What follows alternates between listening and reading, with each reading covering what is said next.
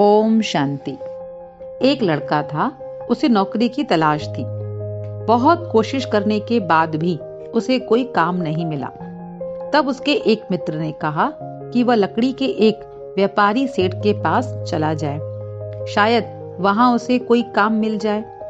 वह उस सेठ के पास चला गया और उसने सेठ से अपने लिए काम मांगा। सेठ ने पूछा कि वह क्या काम कर सकता है।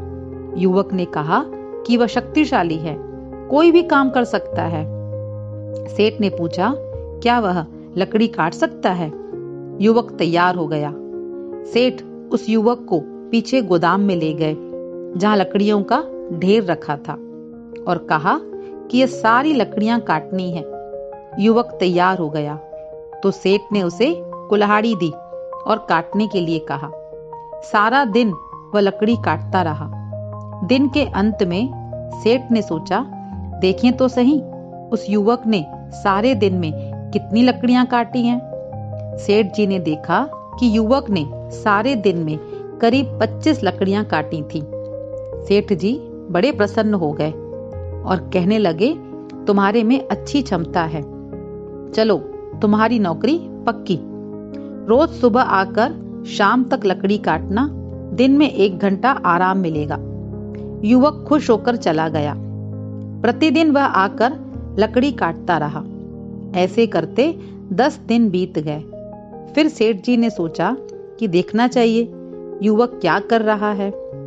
जब दिन के अंत में वह देखने गए तो देखा कि युवक ने सारे दिन में सिर्फ 15 लकड़ियां ही काटी थी। सेठ जी ने युवक से कहा कि उसकी कार्य क्षमता कम कैसे हो गई। पहले दिन तो उसने 25 लकड़ियां काटी थी और 10 दिन के बाद सिर्फ 15 लकड़ियां ही काट पाया।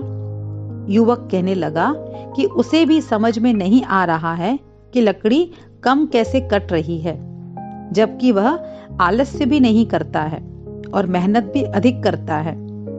सेठ जी ने उसे थोड़ी और मेहनत करने के लिए कहा। युवक ने भी स्वीकार किया और दूसरे दिन से और मेहनत करने लगा।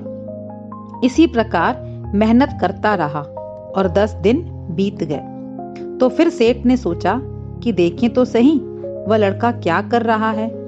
तो देखा गया कि सारे दिन में उस युवक ने सिर्फ 10 लकड़ियां काटी थी।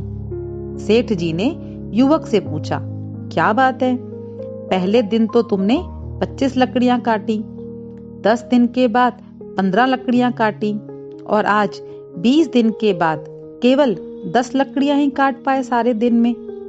युवक ने कहा, सेठ जी यही बात तो उसे भी समझ में नहीं आ रही है कि इतनी मेहनत करने के बाद भी उसकी कार्य क्षमता कम क्यों होते जा रही है। सेठ जी अनुभवी थे। उन्होंने युवक से पूछा कि तुम यह बताओ कि इन 20 दिनों में तुमने कुल्हाड़ी की धार को कितनी बार तेज किया। युवक ने कहा, सेठ जी समय ही कहाँ मिलता है कुल्हाड़ी की धार को तेज करने का, सारा दिन तो लकड़ी काटने में ही चला जाता है। सेठ जी ने कहा, अरे भाई, उसके लिए तुम्हें अलग समय थोड़ी दिया जाएगा। जैसे ही तुम काम पर आते हो, सबसे पहले तुम्हें कुल्हाड़ी की धार तेज करनी चाहिए, तो कम समय में तुम अधिक काम कर पाओगे। यह तो तुम मेहनत भी अधिक कर रहे हो और तुम्हारी कार्य क्षमता भी कम हो रही है और काम भी कम हो रहा है। परंतु यह बात उस युवक की समझ में नहीं आ रही थी। ठीक उसी प्रकार आज मनुष्य की कार्य क्षमता भी कम होते जा रही है, जिस कारण तनाव बढ़ रहा है। उस वजह से फिर चिड़चिड़ापन भी बढ़ रहा है। कई बार क्रोध में आकर काम भी बिगड़ जाता है और संबंधों में भी टकराव हो जाता है और संबंध खराब हो जाते हैं। फिर नकारात्मक विचार, हीनता के विचार चलने लगते हैं और वह समझ नहीं पाता है कि यह सब क्यों हो रहा है।